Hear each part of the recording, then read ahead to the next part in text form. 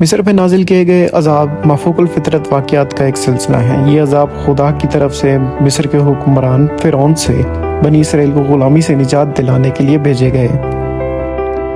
پانی خون میں بدل گیا۔ موسیٰ علیہ السلام نے خدا کے حکم پر اپنا عصا دریائے نیل کے پانی پر پھیلا دیا اور اسے خون میں تبدیل کر دیا۔ دریائے نیل جو مصری زندگی کا مرکز تھا پینے کے قابل نہیں رہا اور مچھلیاں بھی مر گئی۔ یہ فرعون کے لیے بنی اسرائیل کو رہا کرنے سے انکار کی سزا تھی۔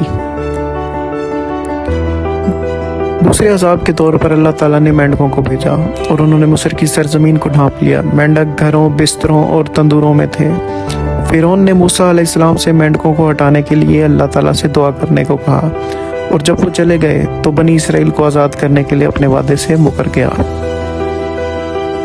جوؤں کا عذاب۔ اس عذاب میں جوؤں کا ایک غول شامل تھا جس نے پورے مصر میں انسانوں اور جانوروں دونوں کو متاثر کیا۔ فرعون کے جادوگر اس معجزے کو نقل کرنے سے قاصر تھے۔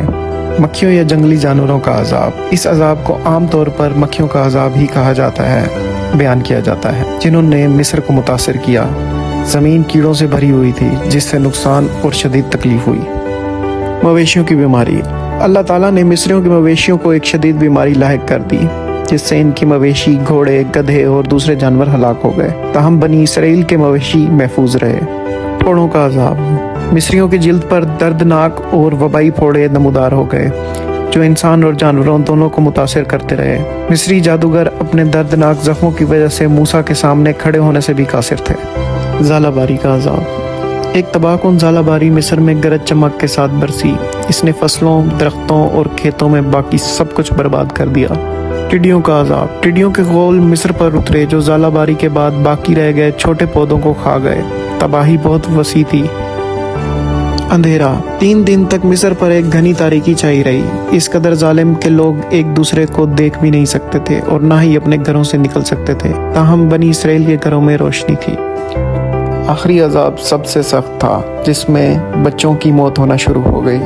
اس میں فرعون کے محل سے لے کر عام لوگوں کے گھر تک شامل تھے، مگر بنی اسرائیل اس سے محفوظ رہے۔ انہوں نے اللہ کے حکم کو مان کر اپنے دروازوں پر بھیڑ کا خون لگایا اور اس عذاب سے محفوظ رہے۔ 10ویں عذاب کے بعد فرعون نے ہٹ درمی چھوڑ دی اور بنی اسرائیل کو مصر سے نکلنے کی اجازت دے دی، جس کے نتیجے میں بنی اسرائیل نے امن کی زمین کی طرف سفر کیا۔ اللہ کی عذاب اللہ کی قدرت اور اسرائیلیوں کو ظلم سے آزاد کرنے اور آزادی کی طرف رہنمائی کرنے کے اس کے عزم کا مظہر سمجھی جاتی ہیں۔ یہ ضد اور نافرمانی کے نتائج کی یاد دہانی کے طور پر بھی کام کرتے ہیں۔